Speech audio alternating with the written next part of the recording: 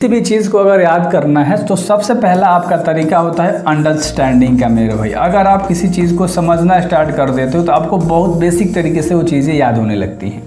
दूसरा पॉइंट होता है अगर आप उसको स्पीक करते हो यानी कि बोलते हो, ठीक है, और अगला अगर आप लिखते हो तो ये दो चीज़ अगर आप साथ में करते हो, आप लिखने के साथ साथ अगर बोलते हो, ध्यान से समझना, तो आपको ये बहुत चीज़ें अच्छे तरीके से काम में आती हैं। जो माइंड है वो अच्छे तरीके से रिकॉल कर पाता है उस चीज़ को, क्योंकि आप जब बोलते हो किसी भी चीज़ को और आपका दिमाग सुनता है, जैसे मैं कोई भी चीज़ लिख रहा हूँ यहाँ पर और मैं बोल भी रहा हूँ, फिर मेरा जो माइंड है वो देख रहा है, मतलब आंखें देख रही है, माइंड रिकॉल कर पा रहा है, तो मैं ये जितने भी चीज़ें अभी बताऊँगा मैं नहीं बोलूँगा कि मैंने कौन कौन सी चीज़ें बताई है। क्यों?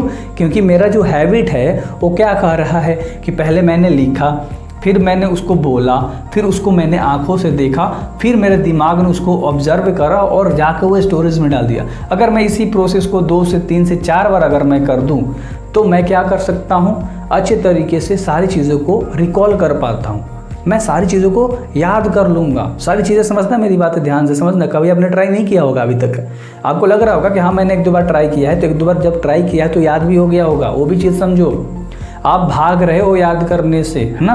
आप क्या हो रहे हो मेरे भाई, भाग रहे हो याद करने से। देखो कोई भी अगर आप एक चैप्टर पढ़ते हो, कोई भी सब्जेक्ट क्यों ना हो, अगर आप एक चैप्टर पढ़ते हो उसमें सारी चीज़ें आपको ऐसी नहीं है कि याद नहीं होती है, सब रटना है, नहीं। जब आप चीज़ें समझना स्टार्ट कर देते हो, जब आपको चीज़ें समझ में आती हैं तो वो चीज़ें ऑटोमेटिक दिमाग में बैठ जाती हैं। बट आपको जो चीज़ें समझ में नहीं आती है, आप क्यों ना उसको 4 से 5 बार पढ़ रहे हो, वो चीज़ें आपको याद नहीं होंगी मेरे भाई।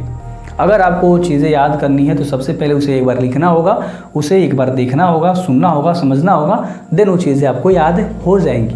कोई भी चैप्टर अगर आप उठाते हो तो 4 से 5 चीज़ें ऐसी होती हैं। अब तो मैथ नहीं है कि उसमें 10-12 फार्मूलेज हैं, क्लियर है। केमिस्ट्री में कुछ सूत्र होते हैं, फॉर्मूले उसमें भी होते हैं, वो भी चीज़ें आपको याद करनी होती है। तो क्या करना, आपको लिखना है सबसे पहले, फिर उसे बोलना है, फिर देखना है, फिर माइंड खुद रिकॉल कर पा लेगा।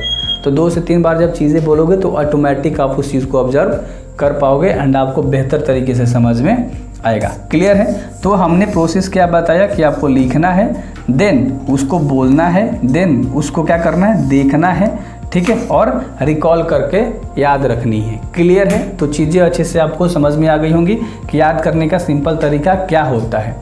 आपको कुछ नहीं करना, आपको यही प्रोसेस फॉलो करना है, आपको कोई भी चीज़ याद हो जाएगा।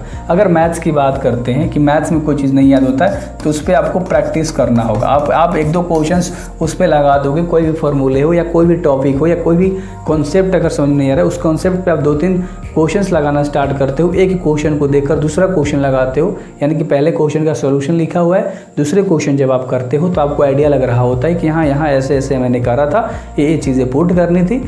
अब मैं जो चीज़ें आपको बता रहा हूँ आप खुद रिकॉल कर पा रहे होगे कि हाँ बिल्कुल सही बोल रहा हूँ, आपके साथ ऐसा हुआ है बट आप ट्राई नहीं कर रहे हो। तो आपको ट्राई करना है एंड आप बेहतर रिजल्ट पाओगे मेरे भाई। तो इस तरह से याद करो किसी भी चीज़ में ना। आपके पास नोट्स तो है, मैंने बताया था नोट्स कैसे बनाया जाता है, डिस्क्रिप्शन में लिंक होगा गाइडेंस के वीडियोज़ का, या गाइडेंस वाले पे चले जाओगे, आपको हर चीज़ का सोल्यूशन मिलेगा। तो हर चीज़ को फॉलो करो, आप बेहतर तरीके से नंबर लेकर आ पाओगे।